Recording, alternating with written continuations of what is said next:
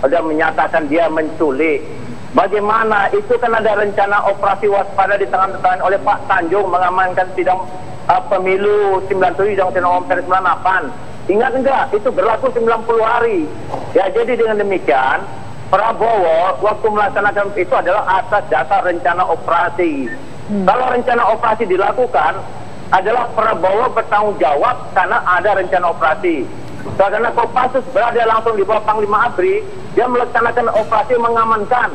Nah, mengamankan itu bagaimana? Ya, kalau ada orang ngebom di Tanah Tinggi, kemudian di Bekasi, dan kemudian mengacaukan pemilu, ditangkap, bukan menculik. Terminologi menculik itu kan terminologi dari ormas, terminologi dari LSM yang menekan ABRI. Masa ABRI takut dengan LSM? Masa Panglima ABRI takut dengan LSM? Yang benar aja Anda itu, Wiranto. Ya, saya harap jangan mengatakan menculik, ya, tetapi menangkap atas perintah. Caranya itu menangkap, ya, karena perintah menangkap, perintahkan ke bawah. Panglima ABRI mengatakan amankan.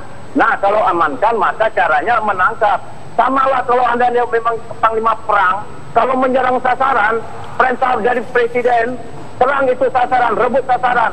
Nah, pelaksananya bukan hanya serang dan rebut sasaran, tapi pakailah sayap kanan, sayap kiri, pakai senjata, pakai meriam. Itu adalah perintah pelaksanaan. Begitu Prabowo mengatakan perintah dari Pak Tanjung supaya amankan pemilu 97 dan sidang Ampere, cara mengamankan, orang menggom ditangkap, bukan diculik. Jadi dengan demikian terminologi diculik, terminologi SM dan ada lagi ormas yang Anda sebagai Panglima ABRI pada tahun 98 termasuk Jenderal Farao Razi dan jenderal yang lain yang melakukan kehormatan militer itu berarti mengikuti irama, mengikuti gendangnya para ormas dan LSM. Alangkah naifnya seorang jenderal takut dengan LSM. Jadi menyatakan Prabowo menculik. Bukan menculik, menangkap. Itu aja untuk diketahui oleh Wiranto. Dan ingat, Anda itu menjadi Panglima ABRI karena saran dari Prabowo. Ketika di Timur Timur tahun 98, tahun 99, bulan Januari menyampaikan kepada saya untuk Anda itu menjadi ajudan. Saya yang mengajukan kepada Majelis Angkatan Darat dan surat itu saya katakan Mbak Titi dan sampaikan Pak Harto supaya Wiranto dapat menjadi ajudan. Dan Anda datang di meja saya ketika itu perintah pelaksanaan dan Anda ucapkan terima kasih Anda menjadi ajudan. Dan Anda menjadi ajudan dari sana, langsung Anda menjadi Kasdam, menjadi Pangdam 5, Panglima Jaya, kemudian menjadi Pangkor, menjadi Pangap. Kan ada andil dari Prabowo dan ada andil para saya untuk Anda menjadi Jenderal Bintang 4. Untuk diketahui, jangan lagi Anda memusuhi ataupun insinuasi terhadap calon presiden yang sudah disahkan oleh KPU dan sudah akan disahkan tidak ada kesalahannya oleh DPR. Tidak ada kesalahan, makanya dia diterima sebagai calon. Untuk itu Pak Wiranto, kakak saya di dalam kelas, jangan lagi menyerang Prabowo dari segala hak apapun di hak asasi manusia karena DPR menyatakan Prabowo tidak bersalah.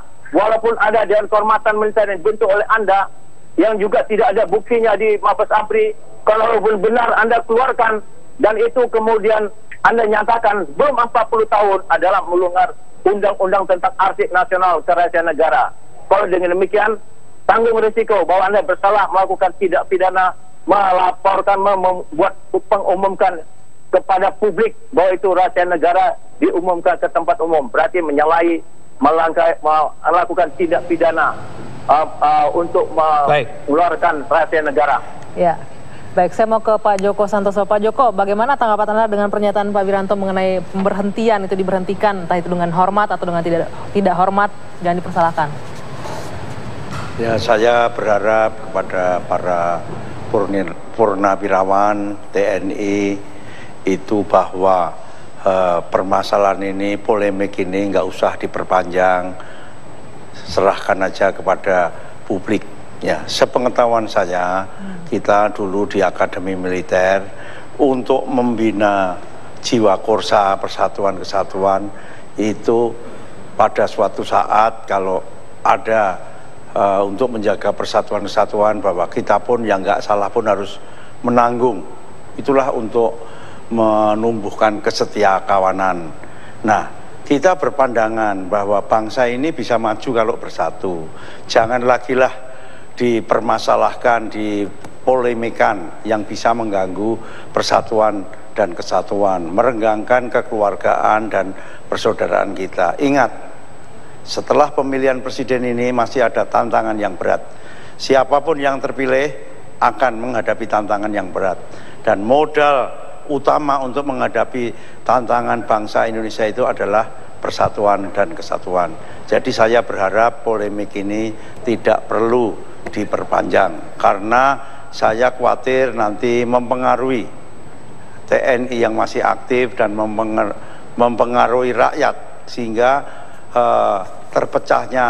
terpecahnya angkatan bersenjata ini merupakan salah satu faktor runtuhnya negara. Demi kita mencintai bangsa dan negara, saya berharap untuk menyudahi dari polemik ini. Terima kasih. Baik, Pak Joko Santoso, terima kasih sekali atas waktunya, Pak.